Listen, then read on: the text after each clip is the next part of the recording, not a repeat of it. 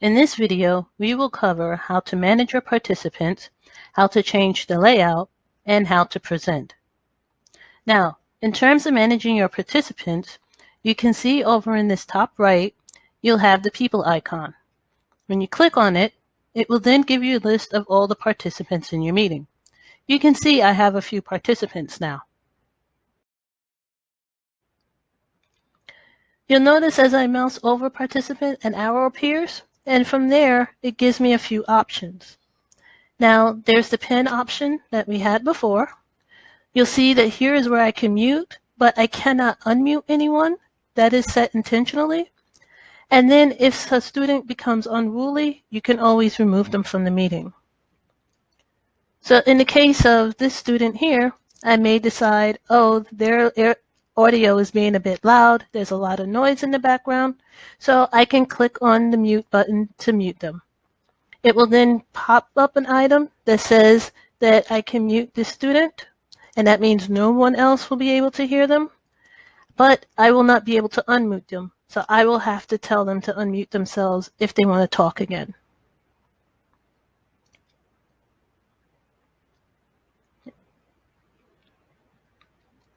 Now, managing the participants is fairly easy, but you'll notice that with the pinning and unpinning, I was able to change the layout. So let's take a closer look at the layout options. So if I come all the way over to the bottom right to the three dots there, I can click on it and go to change layout. By default, the auto option is selected, but I can change it to any of the other three. So sidebar will then take the one person and make them the front and center, whereas everyone else will be listed over here on the sidebar. If you pin someone, they then become the person front and center, but it changes the layout to spotlight. So even though we had it on sidebar, it will automatically change it to spotlight. Then the third option in the layout is tiled. And that's where you can see all the participants tiled with each other. Now, to present, all you have to do is come down to the bottom here and click Present Now.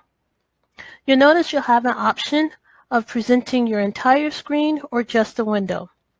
Now, presenting your entire screen means they will be able to see everything that you have open and available on your computer.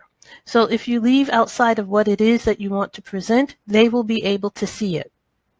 Also, presenting your entire screen can cause a really odd thing to happen. So it takes a moment. It's going to start presenting. And everyone is now seeing this. But what they are actually seeing, and I'm going to switch over to the other participant, is that it will now then give them a mirror image of this. So kind of like the cascading mirrors. It could be a bit uneasy in terms of that. So I'm going to come back here and stop sharing. And kind of reiterate, you do not want to share your entire screen for your own privacy, and so that way they don't get that mirror effect. So when you do want to present, you're going to click Present, and then you're going to say a window. Then you will have the option to choose which window that you have open to present, and I'm going to click this presentation that I have available. And so now my presentation is being presented. If I go back to another participant, you can see where they will see the presentation or whichever is being presented, and then they also can see the participant list on the side. So I'm going to go back to the teacher view. Once you're done presenting, you have a couple of options. So down at the bottom, Chrome gives you the option to stop sharing from here. You also have the ability to click Stop Presenting here to stop presenting, as well as clicking back on where it said Present Now, and then select Stop Presenting. And now everybody will be brought back into the meeting and they can see the meeting again. Now, if you want to show a website, I would again suggest that you only show a window. So open up that website into a separate window and just show that. Because again, if you try to show a website within the screen that you're currently working on, you're going to have to show your entire screen. And then you'll end up with that mirror effect again and potential privacy issues.